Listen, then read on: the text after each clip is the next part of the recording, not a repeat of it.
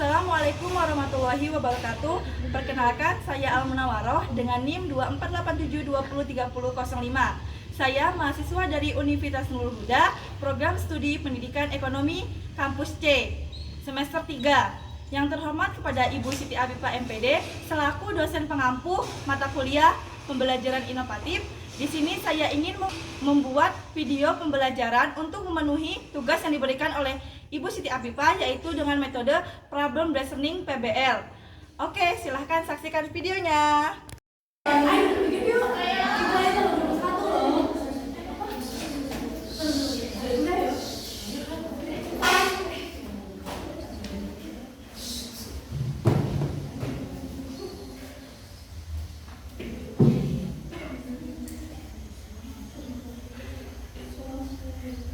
Anak-anak hebat, siapkan diri kalian untuk belajar.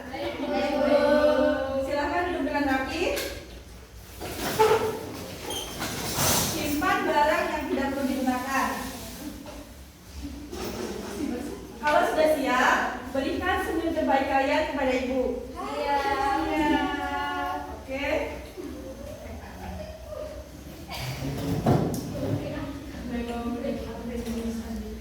Assalamualaikum warahmatullahi wabarakatuh. Waalaikumsalam warahmatullahi wabarakatuh. Selamat siang anak-anak hebat, calon pemimpin ekonomi di masa depan. Bagaimana kabar kalian anak-anak ibu yang luar biasa ini?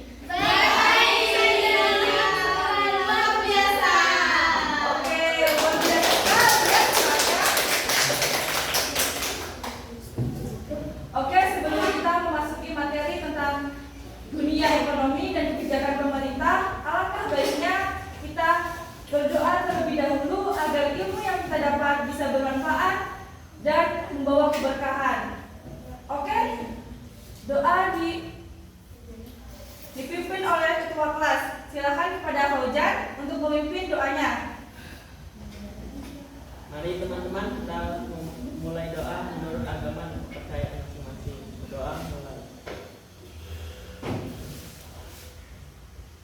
Doa selesai. Oke, baiklah. Sebelum kita melanjutkan, Ibu akan absensi terlebih dahulu. Siapa yang tidak hadir? Alhamdulillah ya, semangat sekali. Hadir semua. Ya, oke, hadir ya. Nihil.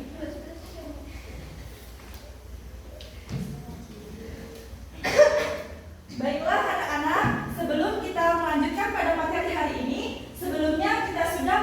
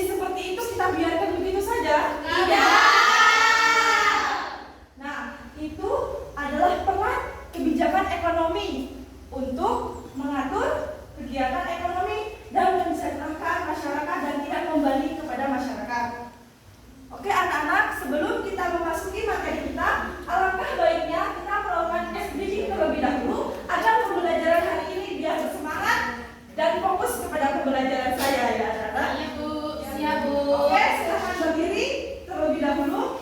Oke ya anak-anak, kita akan melatih konsentrasi kalian. Sebelumnya oke ya.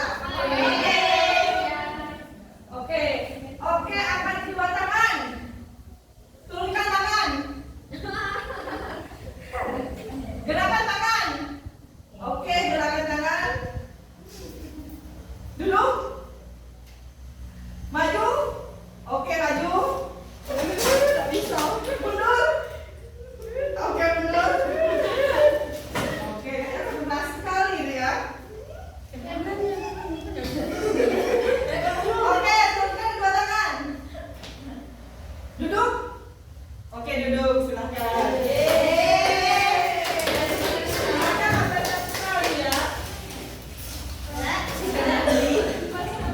Oke, Ibu izin memaparkan materi yang hari ini yang kita bahas ya. Oke, anak-anak, hari ini kita belajar tentang kebijakan ekonomi pemerintah. Kebijakan ekonomi pemerintah yaitu mengenai tentang ekonomi mikro dan ekonomi makro. Ekonomi mikro adalah ilmu ekonomi yang mempelajari aktivitas-aktivitas perekonomian yang bersifat bagian kecil, memusatkan perhatiannya pada masalah bagaimana konsumen akan mengalokasikan pendapatan yang terbatas terhadap berbagai macam barang dan jasa yang dibutuhkan untuk memperoleh kepuasan maksimum.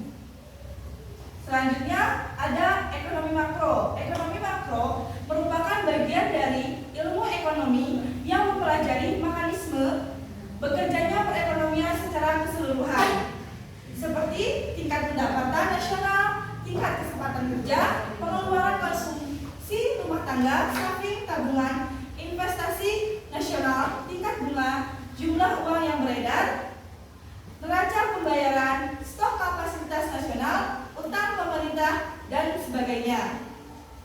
Next, selanjutnya ada teori.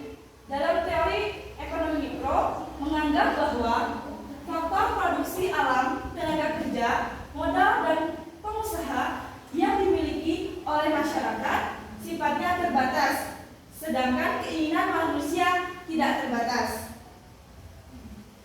Selanjutnya, teori makro bertitik tolak pada teori yang dikemukakan oleh ahli ekonomi Inggris yang bernama Johann Martinus dalam bukunya yang berjudul The General Theory of Employment, Interest and Money pada tahun 1936. Adapun masalah ekonomi dan tujuan kebijakan pemerintah. Masalah yang dihadapi pemerintah dalam bidang ekonomi ada 4. Yang pertama, masalah pertumbuhan ekonomi. Yang kedua, masalah ketidakstabilan kegiatan ekonomi. Yang ketiga, masalah pengangguran dan inflasi. Yang keempat, masalah neraca perdagangan dan neraca pembayaran. Selanjutnya ada tujuan kebijakan ekonomi makro. Tujuan kebijakan ekonomi makro dibagi menjadi 5. Yang pertama, peningkatan kesempatan kerja. Yang kedua, peningkatan kapasitas produk nasional. Yang ketiga, tingkat pendapatan nasional. Yang keempat, neraca pembayaran luar negeri. Dan yang kelima, kestabilan keadaan perekonomian. Selanjutnya, yang terakhir adalah tujuan kebijakan ekonomi makro, yaitu ada 4. Yang pertama, meningkatkan efisiensi pasar. Yang kedua, meningkatkan kesejahteraan konsumen. Yang ketiga, meningkatkan esensi dan produksi. Dan yang terakhir, mengatasi kegagalan pasar. Itulah materi yang telah dipaparkan oleh Ibu. Apa ada yang ingin bertanya tentang materi yang sudah dipaparkan oleh Ibu tadi? Bagaimana anak-anak? Tidak ada. Kalau tidak ada, Ibu akan beri kesimpulan dari materi yang Ibu jelaskan tadi, yaitu kebijakan ekonomi pemerintah berperan mengatur perekonomian melalui kebijakan makro dan mikro untuk menjaga stabilitas ekonomi, meningkatkan kesempatan kerja, esensi pasar, serta mewujudkan kesejahteraan masyarakat. Oke anak-anak, itulah materi tadi. Ibu akan membagikan 3 kelompok dan masing-masing satu ketua kelompok maju ke depan untuk mengambil soal. Soalnya Ibu acak ya, kalian ambil.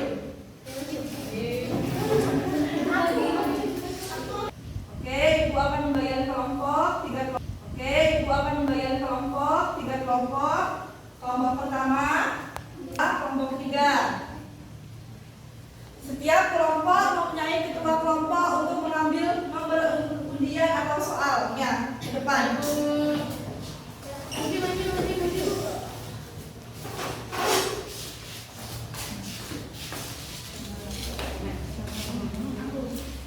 Sama teman-temannya diskusikan ya. Iya. Ibu kasih waktu berapa? Kita aja 10 menit. Setengah jam. Setengah jam, aduh kelamaan ya.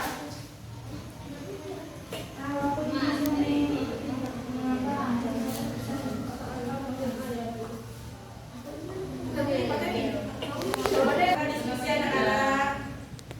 Jawabannya.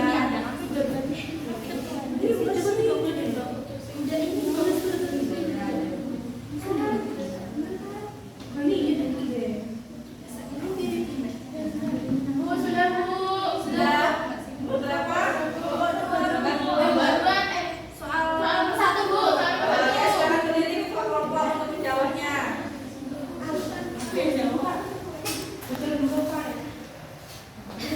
Dari kelompok 2 izin menjawab pertanyaan nomor 1. Ketika pemerintah menjalankan kebijakan fiskal ekspansif dengan menambah utang dalam jumlah besar, mengapa hal ini justru bisa menghambat investasi sektor swasta? Jawabannya karena permintaan pinjaman pemerintah yang tinggi memicu kenaikan suku bunga pasar, sehingga biaya modal bagi perusahaan swasta menjadi lebih mahal. Oke, good job. Jawabannya ya. Ringan tapi rinci ya anak-anak. Oke, ketua kelas, ketua kelompok maju. Ketua kelompok.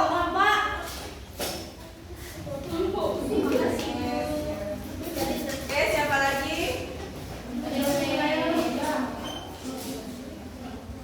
Silahkan berdiri.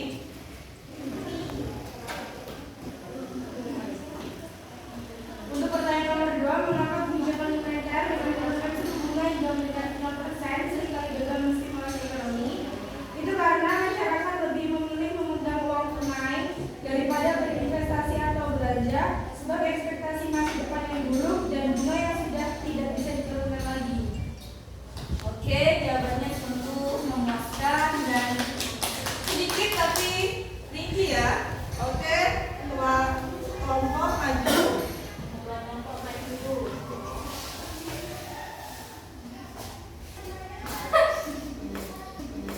Terima kasih, Bu. Ya. Selanjutnya pertanyaan terakhir silakan. Baiklah, saya akan menjawab pertanyaan yang diberikan oleh Ibu Al. Apa perbedaan fundamental antara kebijakan fiskal Keynesian dengan kebijakan supply side dalam mengatasi pengangguran? Jawabannya adalah Keynesian fokus merangsang permintaan atau belanja pemerintah, sementara supply side fokus pada kapasitas produksi atau deregulasi penurunan pajak perusahaan dan pelatihan tenaga kerja. Oke, baik, jawabannya benar sekali. Bagus.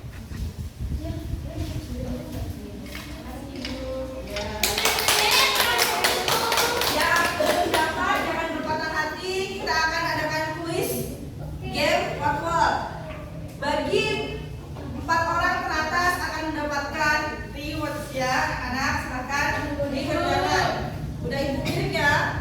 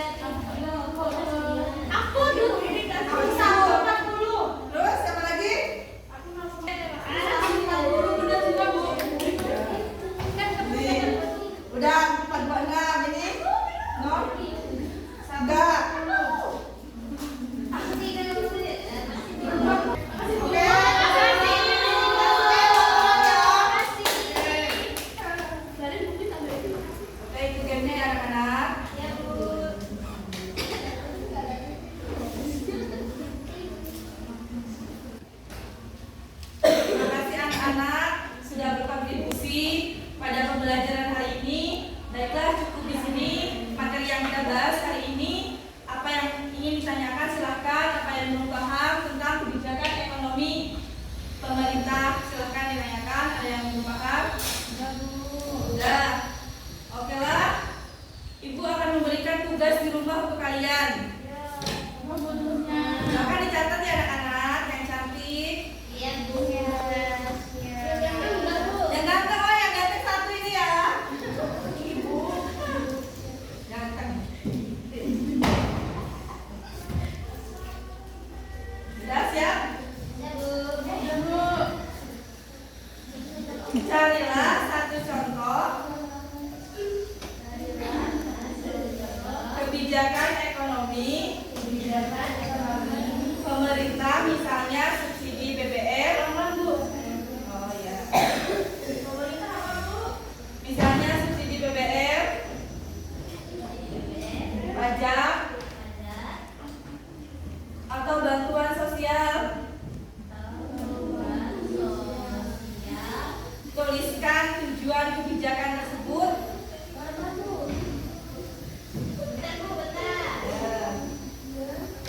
Tujuan kebijakan tersebut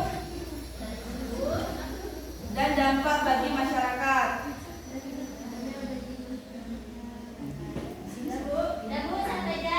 Tugas dikumpul pada pertemuan selanjutnya ya. Kalau dikerjakan ya anak-anak. Oke, sebelum ibu tutup, ibu ada kata-kata buat kalian. Kalau zaman sekarang panggilnya kata-kata hari ini ya. Oke. Investasikan waktumu untuk belajar, karena pengetahuan adalah aset terbesar yang tak ternilai harganya.